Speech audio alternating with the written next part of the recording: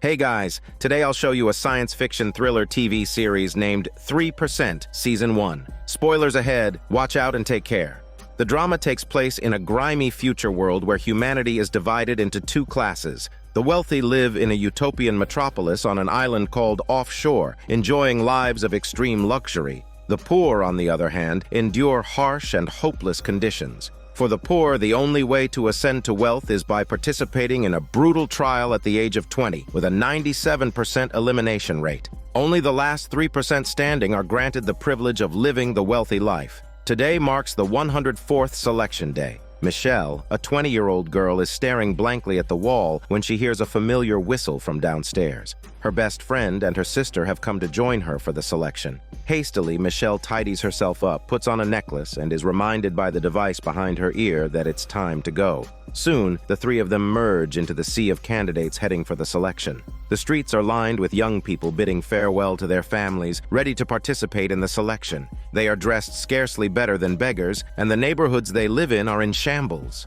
As they approach the selection building, the friend's sister, too young to participate, can only accompany them up to this point. Everyone looks up at the building, whose advanced technology starkly contrasts with the squalor of the slums below. At the entrance, a group of young people huddles together, praying to the founders of the selection program. After passing through security and disinfection, the candidates enter the changing room to don their colorful uniforms. Ezekiel, the head proctor of the selection process, adjusts his attire and steps in front of the candidates to deliver his annual speech. He extols the beauty of the utopian society of the wealthy, feeds them motivational platitudes about effort and reward, and expresses gratitude to the program's founders.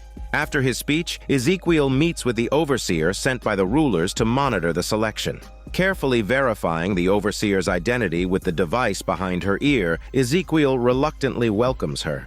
Back in his office, Ezekiel expresses his dissatisfaction with being monitored to his superior. His superior reminds him that a murder, the first in a century, has occurred in Offshore. The rulers blame Ezekiel for the lax screening that led a murderer into Offshore. Ezekiel knows that someone higher up wants to replace him with a more compliant head proctor. Determined, he vows to tightly control the selection process and ends the call. After a moment of calm, Ezekiel resumes overseeing the selection. The first round of selection begins soon. This round involves examiners posing questions to test the candidates' basic skills and abilities. Some, overly nervous, can barely speak and are swiftly eliminated. Others, who parrot memorized answers, also fail. The examiners' questions vary widely. For instance, Michelle is asked about her boyfriend, who disappeared after going through the selection. When the examiner implies she's participating just to reunite with him, Michelle removes the necklace he gave her and insists she's doing it for herself. This earns her a narrow pass. The examiner then reveals that her boyfriend didn't pass the selection but died accidentally. Michelle shows little emotion and walks away. Michelle's best friend is asked about her views on the rebel forces. She passes by vehemently denouncing them. Another candidate, Joanna, is humiliated by the examiner but responds with strong defiance, earning Ezekiel's admiration and passing the interview. A man in a wheelchair named Fernando tries to use his tragic story to gain sympathy but is quickly seen through. He then honestly admits his selfish motives and determination, which surprisingly earns him a pass. Marco, from an elite family with wealthy relatives, breezes through the first round. In this round, traits like eloquence, ambition, and determination are rewarded, while mediocrity in all aspects leads to elimination. After the first round of selection, Ezekiel enters a dark room. The head of security informs him that they've captured a rebel prisoner who revealed that there is a mole sent by the rebels among this year's candidates. The immediate priority is to identify the mole. Since the prisoner knows nothing about the mole's identity, they must prepare for the worst. The scene shifts. The successful candidates remain calm, while the reactions of the eliminated ones are intense. Disappointment, resentment, and sadness written all over their faces. The most extreme individual even leaps to their death in front of the successful candidates, causing a huge shock. Ezekiel and the security chief rush to the scene to comfort the candidates and encourage them to continue with the next round. Staff clean up the blood, erasing the last trace of the eliminated candidate's life. While waiting in line, Joanna notices a malfunction with the device behind a man's ear. The device is a registry, similar to an ID card, that displays personal information when scanned. Before the second round begins, all successful candidates must have their devices scanned to verify their identities.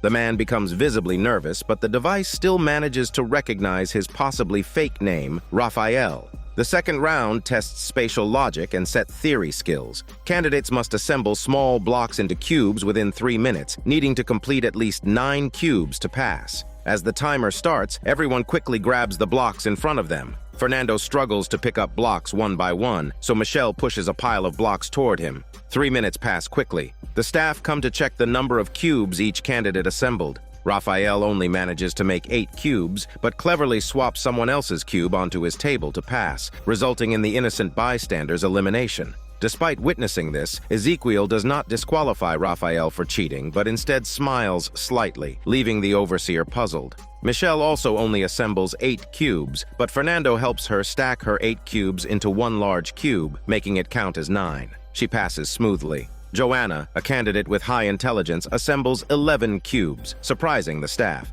Seeing this, Ezekiel's smile grows even wider. He explains to the overseer that while intelligence is a criterion, the determination to achieve one's goals by any means necessary is equally important. After the second round, the successful candidates get a short break. They chat while enjoying some food. Joanna eats alone, while Michelle thanks Fernando. At this moment, Raphael enters the lounge, instantly drawing everyone's attention. Many have heard of his shameless behavior and look at him with disdain. Raphael, however, takes pride in his actions and delivers a speech on selfishness, provoking a large man and successfully inciting public anger, leading to a beating. Marco intervenes to stop the fight, while Joanna sees through Raphael's intention. He is looking for allies who are equally ruthless.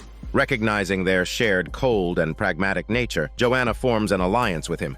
Meanwhile, Ezekiel monitors the candidates from his room. The overseer criticizes the performance of the selected candidates, but Ezekiel defends his past achievements and dismisses her judgment. Unexpectedly, the overseer mentions Ezekiel's wife, striking a nerve and changing his expression. An interviewer's arrival interrupts them. She feels guilty because a candidate she eliminated committed suicide. Ezekiel comforts her initially, saying not to blame herself for a worthless sacrifice, then forcibly dunks her head in water. In the near-drowning experience, the interviewer realizes the value of her life, recognizing that the eliminated candidate's life was not worth affecting her emotions. This harsh lesson effectively relieves her guilt. The overseer, though unable to understand Ezekiel's methods, is deeply impressed. Simultaneously, the security chief makes progress. After harsh interrogation, they narrow down the mole to 2 people, Michelle and her best friend. Knowing they are close friends, the security chief bluntly states that one of them is the mole sent by the rebels, and that if the mole doesn't confess, the other will also die.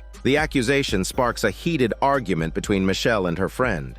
Uninterested in their bickering, the security chief advises the mole not to drag an innocent person down and leaves them to resolve it themselves. However, Michelle insists they are both innocent and believes the rulers would rather kill them both than let one go. She proposes a risky plan to attack the security chief and escape back to the slums.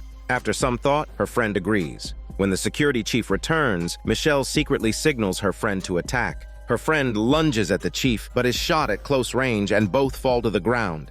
Ezekiel arrives promptly, naturally assuming the friend who attacked is the mole. The real mole, Michelle, thinks only of the rebel leader's teachings. She must continue to lie low and wait for the right moment. Michelle is taken away, and the security chief instructs her not to tell anyone about the mole hunt before letting her go. Once alone, Michelle finally breaks down in tears. Both the trial to join the wealthy and the rebel mission have proven far more brutal than she ever imagined. The scene shifts to a flashback of Fernando. Going to offshore has always been his dream. As a child, he would simulate passing the first round of interviews, even cheering and celebrating his imagined success. However, reality didn't even give him a chance for self-consolation.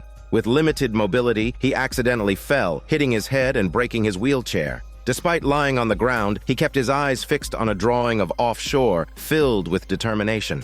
Back in the present, a medical examination is required before the third round of selection. Fernando is acutely aware of his physical condition and can't help but feel worried. At this moment, another candidate praises him for his clever tactic in helping Michelle during the second round, but inadvertently uses the term cripple. The proud Fernando feels insulted and gives a forced smile while expressing his thanks. Meanwhile, the overseer is reporting to Ezekiel's political rival, accusing Ezekiel of tolerating cheating and nearly drowning a subordinate. However, the rival dismisses these incidents as minor and demands more substantial evidence.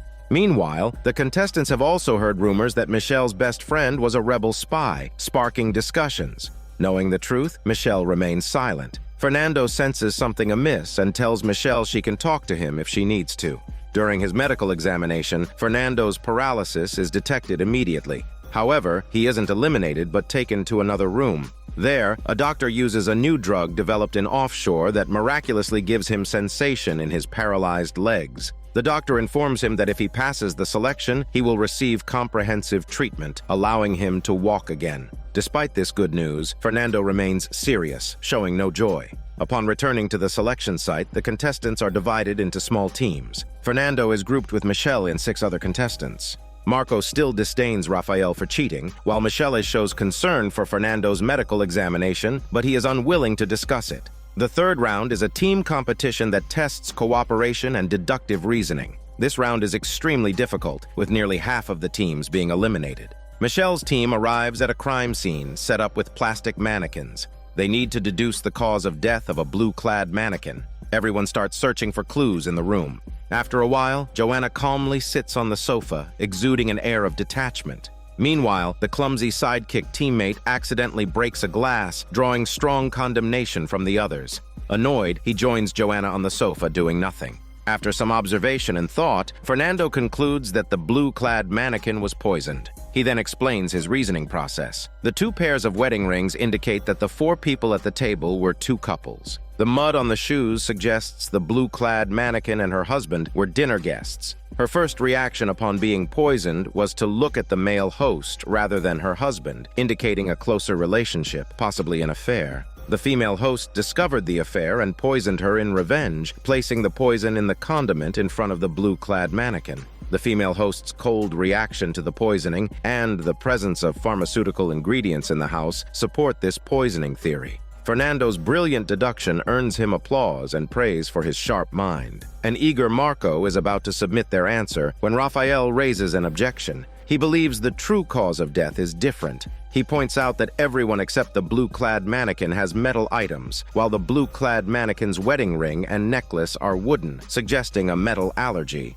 The tragedy occurred because she didn't notice the silverware. The female host's napkin also has traces of the condiment, disproving the poisoning theory. The blue-clad mannequin looked at the male host first, not because of an affair, but because he is a doctor. The pharmaceutical ingredients on the table and the medical images in the cabinet corroborate this. Fernando is not convinced and raises one final doubt, asking why the female host ignored the blue-clad mannequin's critical condition. At this moment, Joanna, who has been silent all along, finally speaks up, revealing that the female host is blind. Marco happens to find a book in Braille, confirming this. Joanna had deduced this from the fact that there was a lamp at the male host's seat, but none at the female host's seat. With the truth revealed, Rafael eagerly presses the button to submit their answer. Fernando is convinced and has no further objections. The team successfully passes the round, but one member still has to be eliminated, the useless sidekick teammate. Ezekiel and the overseer, who have been watching Michelle's team decode the puzzle, are very pleased with them.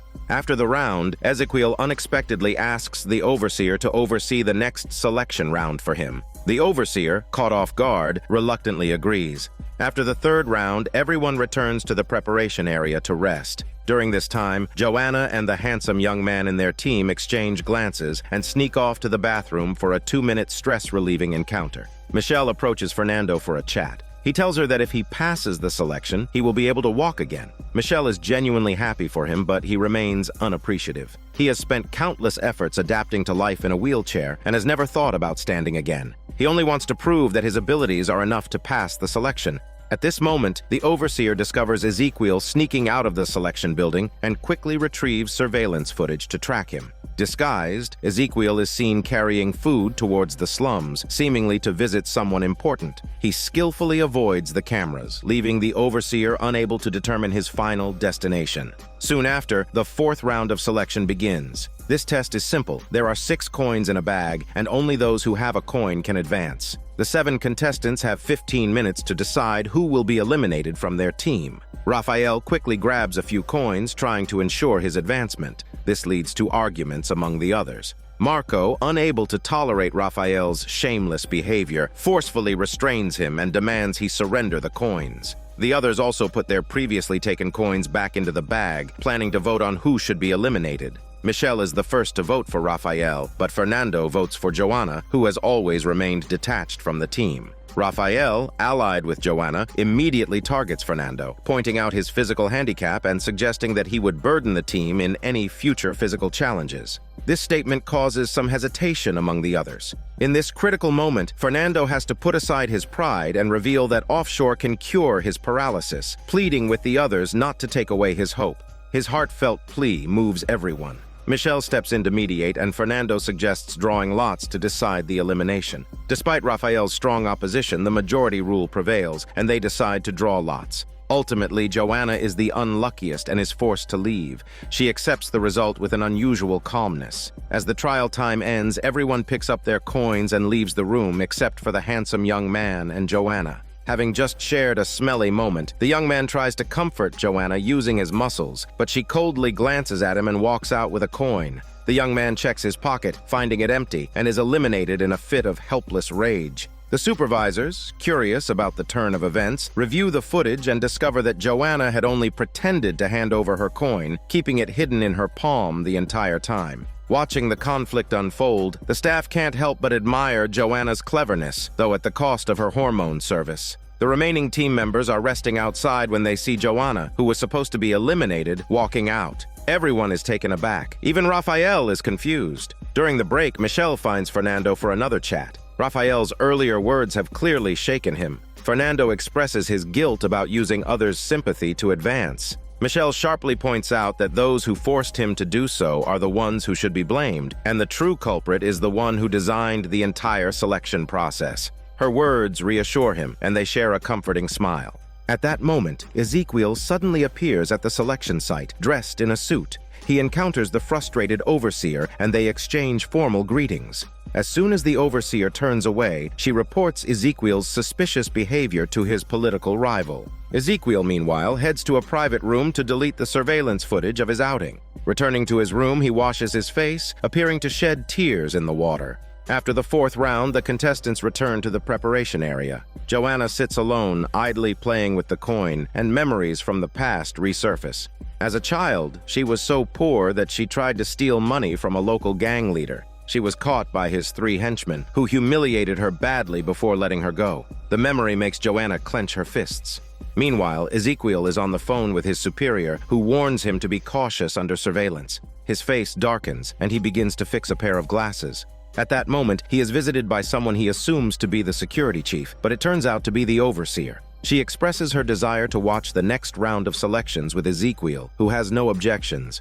The 5th round is another team competition, but this time, each small team enters the arena in turns. Those who haven't entered yet are bored. Raphael and Marco, with nothing better to do, try to toss bottle caps into a pipe.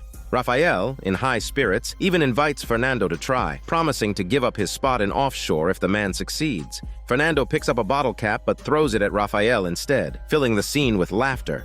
Even Joanna can't resist showing off. With a single toss, she lands the cap perfectly in the pipe, leaving Raphael astonished. As the earlier batches of contestants are eliminated, the remaining ones see the downcast expressions of those who have failed and start to worry. Before Michelle's team can discuss their strategy, they hear the staff calling them to enter. The rules for the 5th round seem simple. The team must pass through a tunnel in 5 minutes. However, once inside, they realize it's pitch black and no one knows what might lurk in the darkness. Fear of the unknown is evident on everyone's faces. Marco tries to lead the team forward, but none of them notice the release of a mysterious gas within the tunnel. The anxious overseer is puzzled, but Ezekiel explains that the odorless gas induces hallucinations, triggering fear and paranoia. This round tests the contestants' psychological resilience. Inside the tunnel, Raphael attempts to calm everyone, but soon the gas takes effect, causing hallucinations and auditory illusions. Each person faces their deepest fears. Fernando sees a mirror image of himself standing. Michelle hears others accusing her of betraying her best friend and sees visions of her enemy, the head proctor Ezekiel.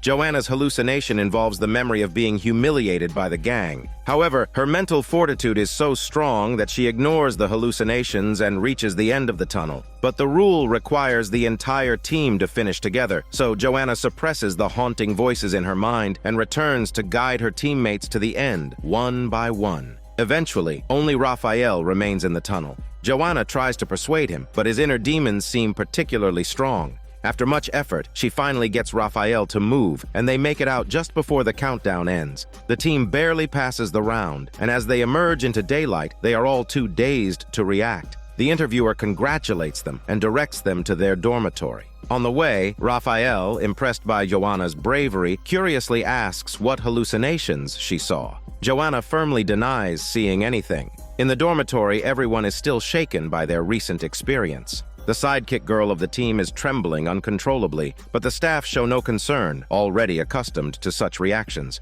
Michelle and Fernando follow a staff member outside, hoping for help, but the person has disappeared. Now alone, Michelle and Fernando, under immense stress, finally give in to their mutual attraction and share an intimate moment. In the surveillance room, Ezekiel replays the footage once more. His interest in Joanna, who single-handedly led her team to victory, grows stronger. He instructs the security chief to investigate Joanna's background thoroughly. The overseer once again awkwardly asks Ezekiel why he doesn't keep photos of himself or his wife in his office. Ezekiel refuses to answer, creating an uncomfortable atmosphere. He and the security chief leave first, with the chief teasing that the overseer might have a crush on Ezekiel. Ezekiel doesn't respond and leaves with a stern expression. The overseer watches this scene, lost in thought. In the dormitory, everyone chats before bed, discussing the hallucinations they saw and the reality of offshore. Raphael, still curious, asks Joanna again about her hallucinations.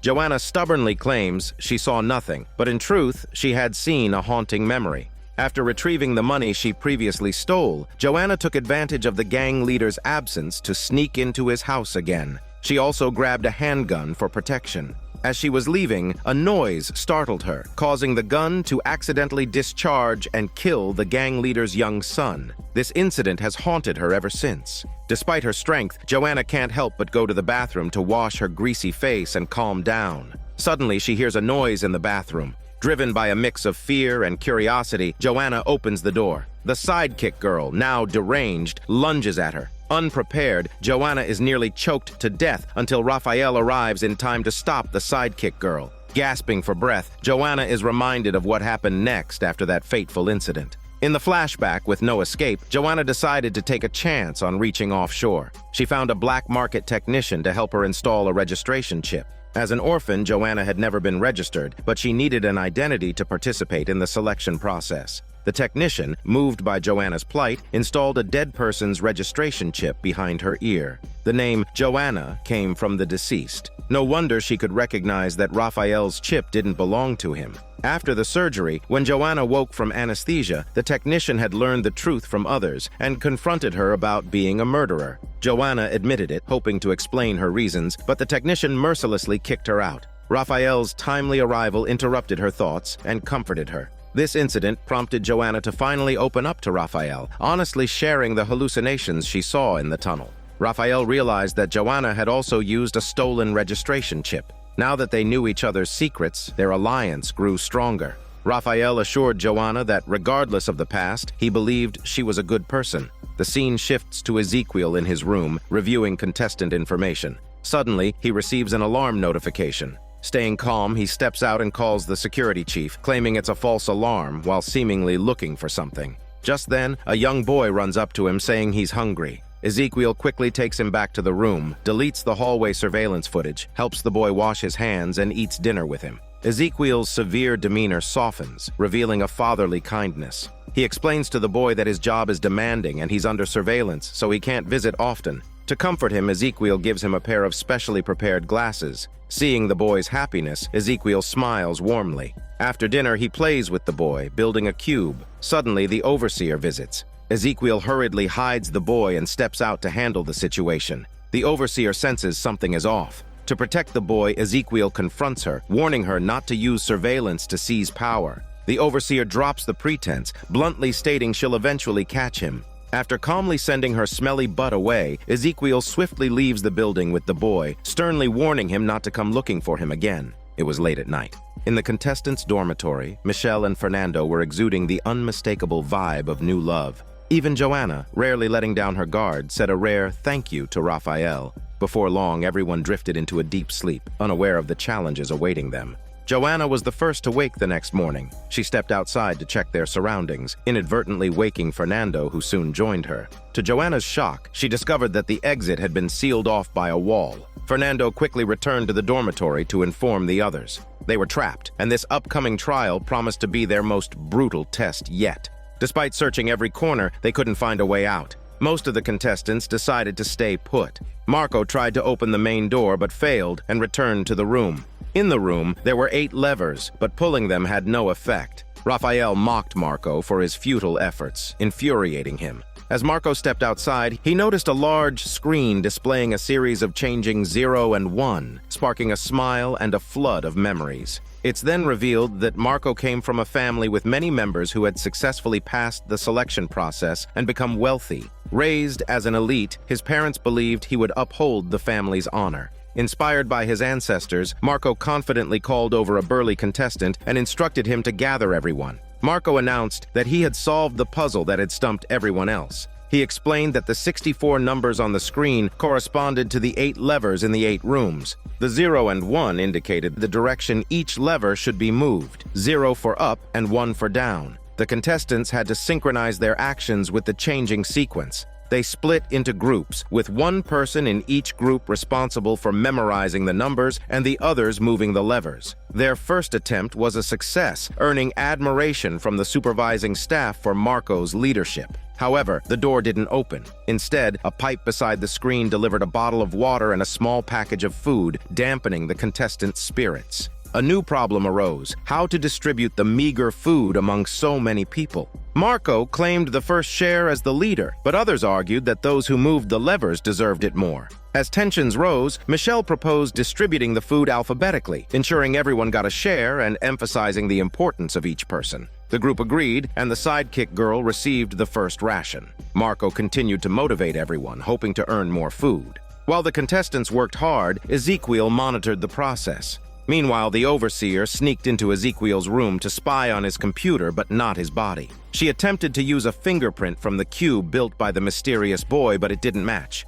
Realizing her mistake, she felt lost. Ezekiel, noticing the overseer's absence on the surveillance feed, sensed something was wrong. The security chief caught the overseer red-handed, giving Ezekiel the upper hand. He returned to his room and angrily called the ruler, condemning his political enemies for unauthorized surveillance. During this time, the contestants managed to secure enough food for everyone. The staff believed the contestants had passed the test and prepared to open the door. However, Ezekiel disagreed, asserting that a selection process without eliminations was meaningless. He decided it was time to make a change. The contestants completed the task 10 times in a row, but didn't receive any food. The levers were extremely heavy and difficult to pull, leaving everyone exhausted. Finally, someone voiced their frustration and decided to rest, but Marco continued to persevere. However, no one listened to him anymore, and he could only mutter angrily to himself. The sidekick girl, who seemed mentally unstable, was still fixated on the numbers, and Fernando couldn't persuade her to stop. Just as he was about to leave, Ezekiel ordered all the food to be distributed.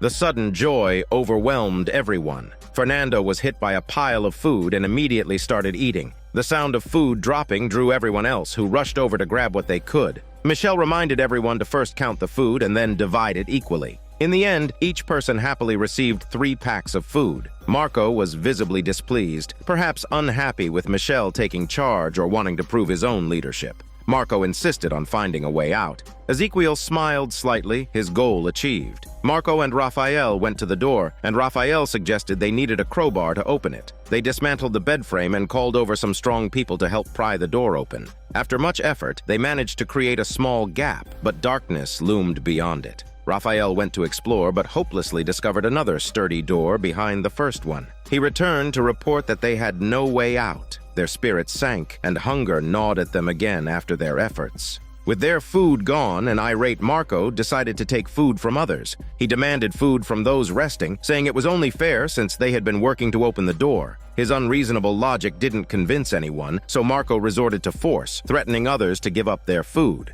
Seeing that, Raphael challenged Marco. Marco justified his actions, claiming that only elites would be selected, and he needed to prove himself by any means necessary. Coming from a noble family, Marco had taken a photo of himself and left a letter for his unborn child before leaving, encouraging future participation in the trials. Marco, losing his sanity, led a group to rob other dorms, driving contestants into the dark space between the two doors. He believed that survival was the key to passing the test. Even the staff in the control room felt the situation was getting out of hand and wanted to open the door, but Ezekiel refused. Fernando discovered Marco's atrocities and rushed to inform the others in the dorm. Michelle decided to build defenses, while Joanna, not wanting to sit idly by, went to find a way out. She found the sidekick girl unconscious by the pipe and used her shoes to increase friction and climb up the pipe. Ezekiel, watching Joanna's actions, waited for her at the pipe's exit and then brought her to his room, revealing his intentions. It turns out the 5th round of selection was initially designed to test the contestants' organizational and resource allocation skills.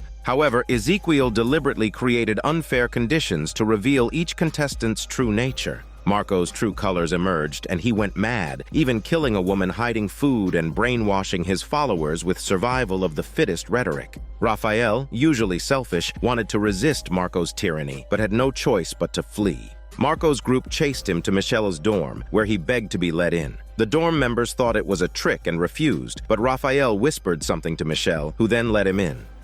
Before the dorm members could question her, Marco's group arrived. Seeing Michelle protecting Raphael and the defenses, Marco flew into a rage and attacked. The chaotic scene frightened Joanna, watching through the screen, and she hoped Ezekiel would end the trial. Ezekiel believed the contestants had to resolve the situation themselves, and Joanna had to go back down and fix it. Joanna descended the pipe and picked up a fallen rod, knocking out the guards and freeing the people trapped in the dark space. Just as Michelle's dorm defenses were about to break, the enraged contestants arrived and overwhelmed Marco's group. By the time Joanna stopped the chaos, Marco's group was dead or injured. Ezekiel opened the door, satisfied with Joanna's performance. Everyone ran out of the dorm area cheering. A severely injured Marco, unwilling to accept defeat, crawled towards the closing door. He only managed to get his upper body through before the door cut him in half, his chicken screams echoing through the building. When released, Fernando asked Michelle why she let Raphael in. Michelle was evasive. The next moment, Raphael's true identity was revealed. He was actually someone who had been eliminated a year ago. Before his brother could participate in the selection, Raphael got him drunk, took his registration chip, and implanted it behind his own ear. Raphael's name also came from his brother. The reason Michelle let him in was simple. Raphael was also a spy planted by the rebel forces. The sun was shining as the advancing contestants arrived at a forest. Ezekiel stepped forward to congratulate them. Having just survived a life-and-death ordeal, they were about to enter the next round of selection. After meeting the contestants, Ezekiel returned to his room, only to find the overseer waiting. Recalling her previous intrusion into his room, Ezekiel was annoyed and ordered her to get lost with her smelly butt. Unexpectedly, the overseer confronted him. She had extracted fingerprints from the cube and identified them as belonging to a young boy from the slums. Caught red-handed, Ezekiel was defenseless. Seeing her tactic work, the overseer laid her cards on the table. She hadn't reported the findings to the ruling authorities yet, but she wasn't merciful. She proposed a deal. She would keep this matter secret if Ezekiel resigned after this year's selection and recommended her as his successor. With that, the overseer left, leaving Ezekiel to ponder her proposal, feeling both shocked and angry. Unconsciously, Ezekiel began to recall the past related to the young boy. 5 years ago, just after taking over from his political rival, Ezekiel was appointed selection supervisor. As he read through his predecessor's excellent speeches, he worried about his first address. Sensing his tension, his wife helped him wash his face and reminded him to create his own value. Ezekiel felt an immense sense of calm and relaxation. The next day, under his wife's gaze, he successfully delivered his first speech, incorporating her encouraging words. Back in their room after the speech, Ezekiel saw the wash basin his wife had arranged and smiled knowingly. It seemed he had developed a habit of washing his face to calm his mind from that moment on. Ezekiel's wife also worked at the selection center as the first-round interviewer. Everything went smoothly until a female candidate mentioned having a young daughter. Ezekiel's wife's expression changed and she eliminated the candidate without explanation. During the post-interview review, other interviewers questioned her decision. She claimed the candidate lacked the mental strength required, but the reason was unconvincing. Seeing his wife in a tough spot, Ezekiel quickly intervened and changed the topic. After the selection ended, Ezekiel and his wife packed up to return to their haven. Discussing the selection process, Ezekiel admitted he was exhausted. His wife prepared a fine wine to celebrate, and they enjoyed a rare moment of leisure together. The following year, another selection began, and as usual, Ezekiel delivered his speech under his wife's watchful eye. This time, he promoted his wife's secretary to assist him in overseeing the selection. His wife initially thought it was because she had eliminated the candidate with a child the previous year, but Ezekiel assured her otherwise. After some explanation, they watched the selection process together. During the selection, the security chief reported capturing several rebel members in the slums. The operation had injured a civilian, and as her men entered the injured civilian's house to clean up, a camera captured an image of a young boy. Ezekiel and the chief were more concerned about processing the captured rebel members, leaving Ezekiel's wife alone. She replayed the footage of the boy and enlarged it, tears streaming down her face as she tried to touch the boy's face on the screen. Ezekiel then informed her that a disqualified contestant downstairs needed comfort. Despite her emotional turmoil, she went to meet the contestant, who angrily lashed out at her. Unable to contain her emotions, she struck the unruly contestant. The ruling authorities quickly learned of the incident. Ezekiel's political rivals called, demanding he send his wife to a rehabilitation center for rest and reflection. Ezekiel fiercely defended his wife, refusing to send her away. However, after the call, he felt deeply troubled. His wife admitted to losing control, and Ezekiel attributed it to work stress, suggesting she changed jobs. His wife, however, felt he saw her as a burden and wanted to get rid of her. Ezekiel reassured her, but she later found an excuse to send him away and watched the boy's footage again, even printing out a copy. After the selection ended in the second year, Ezekiel wanted to celebrate with his wife with some good wine. However, before the celebration even began, his wife, lost in thought, accidentally shattered her wine glass. Ezekiel immediately sensed that something was wrong, but his wife didn't want to talk about it. When the third year's selection came around, his wife no longer attended Ezekiel's speeches in person. Instead, she stayed in their room, watching the live broadcast of the speeches while studying the footage of last year's capture operation. Unexpectedly, Ezekiel returned to their room right after his speech. His wife had to claim that she was analyzing the contestants' data, which left Ezekiel skeptical.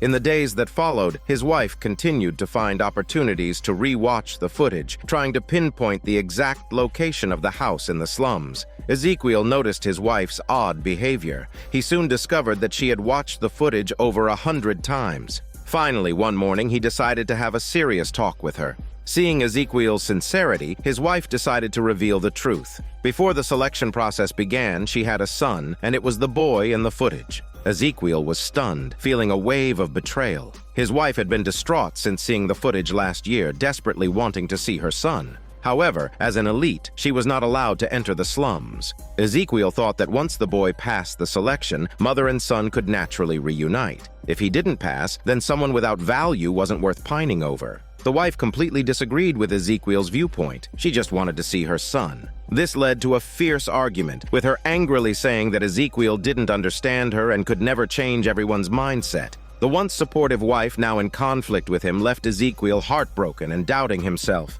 He even considered applying to his superiors for a different job, but his request was ultimately denied. His wife, on the other hand, continued her relentless viewing of the footage until she confirmed the house's address. She seized an opportunity to sneak out of the selection center, aiming to visit the slums and see her son. But Ezekiel discovered her escape attempt and immediately stopped her, bringing her back to the building. Seeing his wife in a hysterical state, Ezekiel finally made the hard decision to send her to the rehabilitation center on the offshore island. Unsuccessful in her escape, his wife was now despondent, numbly boarding the boat to offshore. Without his wife, Ezekiel felt like he had lost his soul, constantly thinking about her, while his wife in offshore bitterly longed for her son. Realizing she would never see her son again, she ultimately chose to end her life by drowning, ending her painful longing. His wife's death marked the first suicide in the paradise-like offshore. The news quickly reached Ezekiel, who had to deliver a speech to the contestants while suppressing his grief.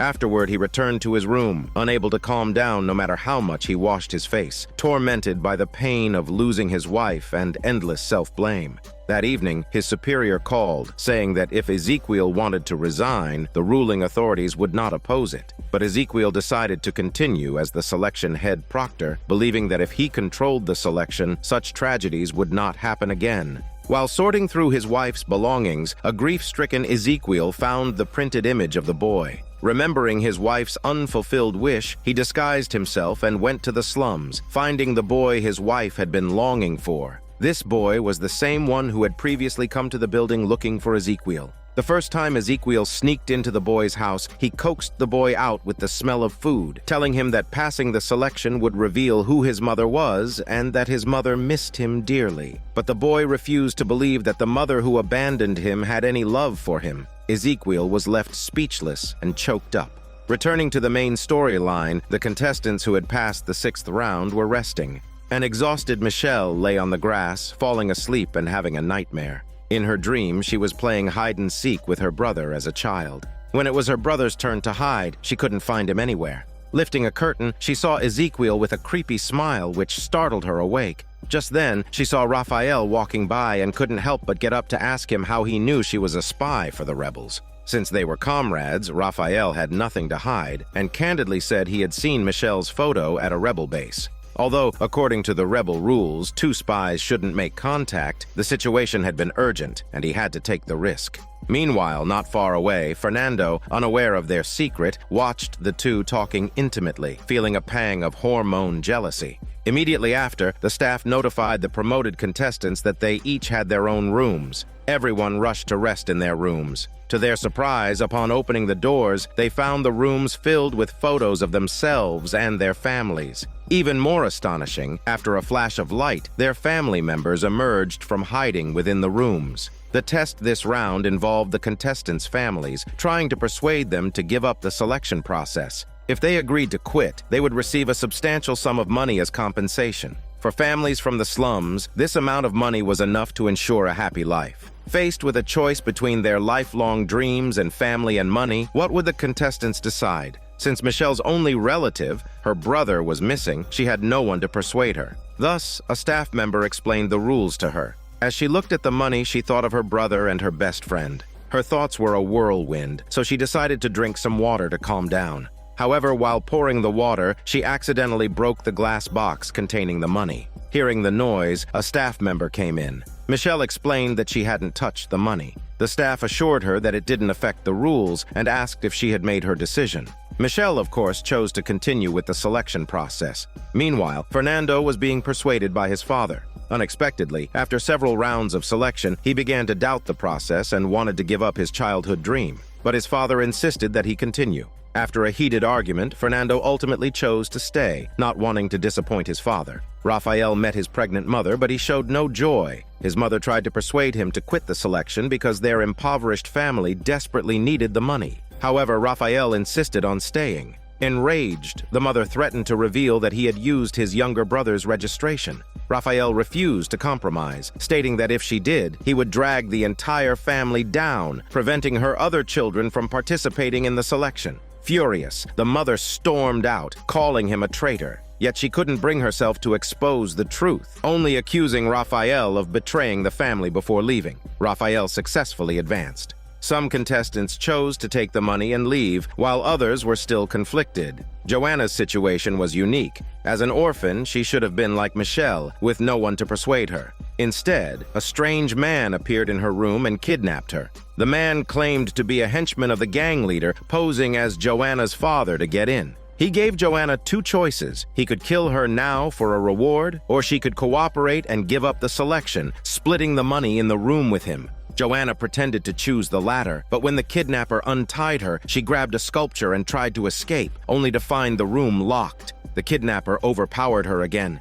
In despair, Joanna shouted for the kidnapper to kill her, stating she would rather die than not go to offshore. To her surprise, the kidnapper let her go, revealing that he was actually a staff member sent by Ezekiel to test her. Ezekiel had thoroughly investigated her background, and this test was to confirm her genuine desire to go to offshore, not just to escape. Relieved and overjoyed, Joanna passed the test. As the head proctor, Ezekiel wasn't idle either. He received a call from his superior, informing him that the report submitted by the overseer was full of praise for him. Ezekiel was not surprised, since the overseer refrained from exposing him, only to secure their secret deal. After the call, Ezekiel disguised himself and visited the boy's house, bringing the cube and bidding his final farewell. Despite the boy's reluctance to part, Ezekiel forced himself to leave. Once back in his room, Ezekiel collapsed on the floor, his face filled with sorrow. At that moment, the security chief came to see him. She had long noticed Ezekiel's unusual behavior. Ezekiel could only tell her that the overseer had found his weak spot and wanted to usurp his position. The chief pledged her unwavering support and encouraged Ezekiel to stay strong, but he couldn't reveal the full truth, remaining somewhat despondent. After the 7th round of selection ended, the staff informed the remaining contestants that the final round would be a personal test. During the break, Fernando visited Michele's room. Both troubled and confused, they found solace in each other, sharing a moment of intimacy. Meanwhile, the examiners gathered to discuss the final tests for each contestant. Except for Joanna, who had been pre-approved by Ezekiel, the tests for the others required thorough discussion. The overseer, eager to take over, proposed the tests before Ezekiel could speak, fully exposing her ambition. For now, Ezekiel could only choose to endure and agree to the overseer's suggestions. Soon the plan was finalized. Still savoring the moment, Fernando was interrupted as the staff came to notify Michele that it was her turn for the selection. The two parted reluctantly. Michele's examiner was the security chief, and her task was to persuade a neighboring couple to allow their 10-year-old daughter to participate in the selection in the future. Michele asked if it was really that simple, but when she entered, she was stunned. The couple turned out to be the parents of her best friend. The poor elderly couple didn't know that their eldest daughter had already died. They recognized Michele, thinking both girls had successfully passed the selection. At this moment, the chief delivered the final blow, requiring Michele to personally break the news of her friend's death to them. In this situation, Michele still had to convince them to let her friend's younger sister participate in the selection, a truly heart-wrenching task. The only consolation was that Michele didn't have to reveal the true cause of death and could fabricate a story. Reluctantly, Michele lied, claiming their daughter died in an accident. The elderly couple broke down in tears upon hearing this, and Michele was momentarily at a loss for words. The chief reminded her to keep an eye on the time. In a desperate bid, Michele, with tears streaming down her face, recounted the story of her brother dying in the selection process, condemning it as heartless. Her genuine sorrow over her brother's death and guilt over her friend's fate made her performance flawless. This sincere outpouring of emotion allowed Michele to connect deeply with the elderly couple. Seizing the moment, she began to speak against her own feelings, affirming that while the selection process was ruthless, it was fair and effective. She convinced them that allowing their younger daughter to participate could change her destiny. The bewildered couple, swayed by her words, finally agreed to let their younger daughter join the selection. Michele successfully passed her test. On the other side, Fernando had a somewhat more straightforward test. The staff asked him to design a new test based on past test records. However, he felt the time was too short to review all the records and create a new test. Drawing from his recent experience, he modified the previous round's family persuasion and monetary temptation test into an emotional deception test. For example, he proposed telling a contestant that their father was dying and they must quit to see him one last time. If they chose to quit, they would naturally be eliminated. The examiners found this idea intriguing and considered it a pass for Fernando. Raphael's test was at 6 o'clock, requiring him to press 2 buttons at opposite ends of a hallway simultaneously, which would project a photo of the founders. Clearly, he couldn't do it alone and needed a partner.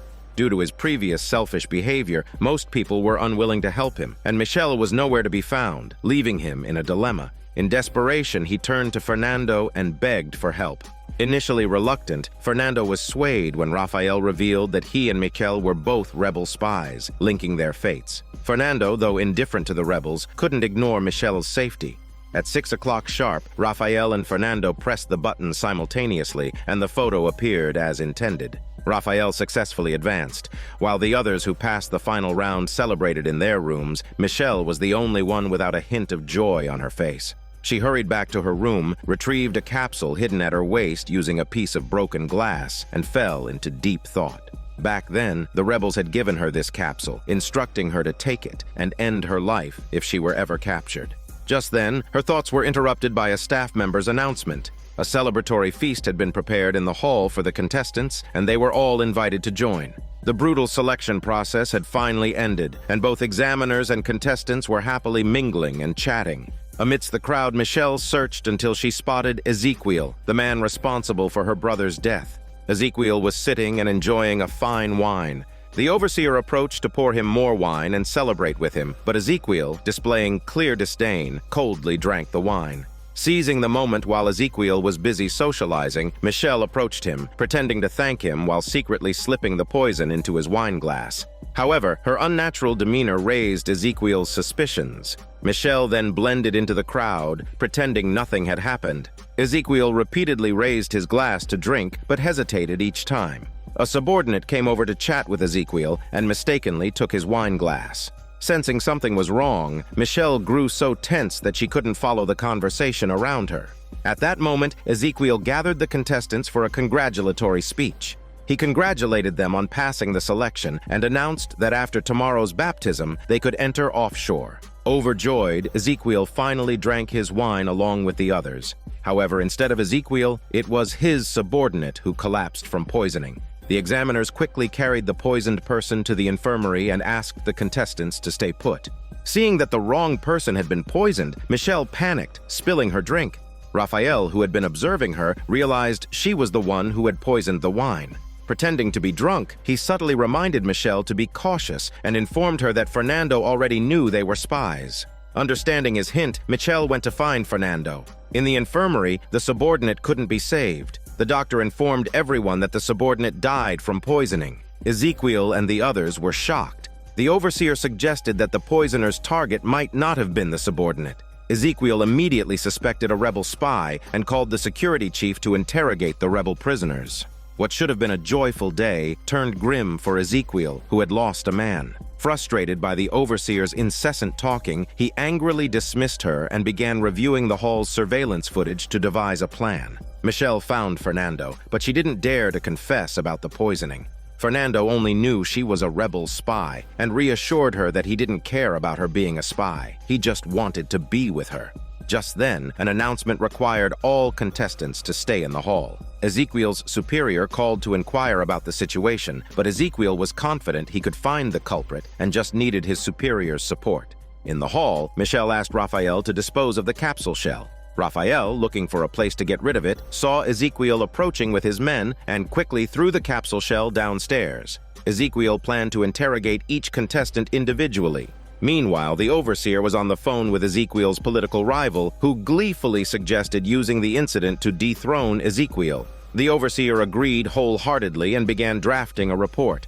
Most contestants were clueless about what was happening, thinking it might be another test, until the first interrogated contestant returned and revealed that the examiner had been poisoned by a rebel spy. Raphael tried to lighten the mood with jokes, but Michelle was in no mood for humor and walked away. Fernando guessed that Michelle might be in grave danger and followed her to inquire, but Michelle said little, not wanting to get him involved. Soon, Raphael and Joanna were taken for questioning. Joanna, being unaware, provided no useful information. Raphael, playing his usual rogue persona, didn't arouse Ezekiel's suspicions. Shortly after, Fernando was also taken to the interrogation room. Michelle grew anxious. Knowing the close relationship between him and Michelle, Ezekiel tried to threaten him into revealing information, but out of love for Michelle, Fernando remained silent and did not betray her. When it was finally Michelle's turn for interrogation, the cunning Ezekiel sensed something was off. He began his questioning aggressively, noticing a wound on Michelle's waist. Michelle quickly lied to cover it up. Under the intense psychological pressure, she was starting to crumble. Ezekiel then showed her a live feed from the infirmary, where the deceased's widow was sobbing over the body. Michelle felt a mix of shame and guilt, and Ezekiel knew this tactic was working. He continued to attack her morality, nearly breaking her spirit. When he finally asked if she had anything else to say, Michelle remained silent for a long time before saying no. Surprisingly, Ezekiel let her go. As Michelle walked away, Ezekiel watched her with a determined look in his eyes. Emerging from the interrogation room, Michelle was mentally shattered, barely able to walk without support. She knew Ezekiel had seen through her nerves and expected to be arrested soon. Fernando quickly came to comfort her, trying to ease her tension. He told her he had lied too, and now they were both in the same boat. This only made Michelle more fearful of implicating him. The two held each other, awaiting the outcome. Before long, Ezekiel came out. The security chief handed him the capsule shell they had found, and Ezekiel smiled slightly. Seeing the evidence in his hands, Michelle panicked even more. Ezekiel then returned to his room to report to the higher-ups. He claimed to have identified the culprit and immediately sent someone to arrest her. To everyone's surprise, the security team went to the overseer's room, arrested her, and forced her to watch Ezekiel's meeting with the higher-ups, making it a public humiliation. The overseer was caught off guard but remained unafraid, thinking she had dirt on Ezekiel. Ezekiel announced to the higher-ups that the overseer was the poisoner. His political rival immediately objected, insisting that the overseer couldn't have murdered Ezekiel's subordinate. Ezekiel countered, stating that the overseer's target was himself, and presented footage of her pouring him wine as evidence of the poisoning. He further accused the overseer of being a long-term rebel spy infiltrating the higher ranks. Despite the rivals' protests, Ezekiel produced more evidence, including a recently captured rebel prisoner who identified the overseer as a senior rebel spy. The rival demanded to hear from the overseer herself. Given the chance to defend herself, she quickly sent a report to the higher-ups about Ezekiel meeting a boy in the slums. To her horror, the report's contents had been replaced. Desperate, she kept emphasizing Ezekiel's meeting with the boy, but no one believed her bullshit. Ezekiel's superior gave her no opportunity to argue and announced she would be sent back to offshore. Faced with irrefutable evidence, the rival fell silent. Ezekiel had successfully turned the tables, thanking his superior with a meaningful look in his eyes. Despite his apparent victory, Ezekiel's expression remained grim.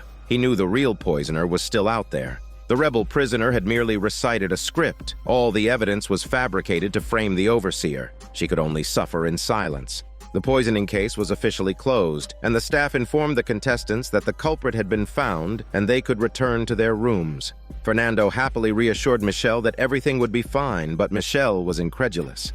As they walked back to their quarters, Fernando hinted at wanting another intimate moment, but an exhausted Michelle refused his hormone request. Fernando returned to his room, and as Michelle closed her door and contemplated, she heard someone call her name. Looking up, she saw Ezekiel holding the capsule shell, her eyes filled with shock and fear.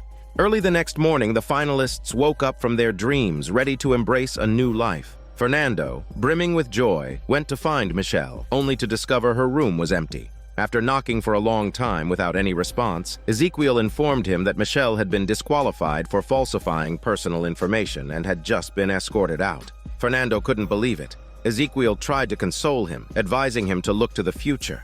After a moment of contemplation, Fernando told Ezekiel he wanted to withdraw. Ezekiel was stunned but saw the determination in his eyes and understood his decision. Annoyed, Ezekiel handed him over to the staff. Anxious to find Michelle, Fernando searched everywhere. Outside the gate, he found only the examiner responsible for his personal test. The examiner, trying to save face, claimed Fernando had just undergone an emotional deception test she designed, and that Michelle had not been disqualified. Since he chose to withdraw from Michelle, it showed a lack of strong desire to win, making him the first to be eliminated. Fernando didn't have time to process this, still worried about Michelle, but the gate slowly closed, leaving him to ponder alone outside.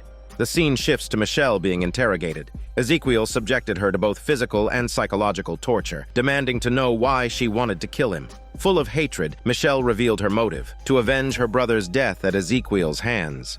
Shaking his head, Ezekiel showed her a recent photo of her brother, telling her that he had passed the selection and gone to offshore long ago. He guessed that an elder had deceived Michelle into believing Ezekiel had killed her brother, exploiting her anger and hatred for the rebel cause.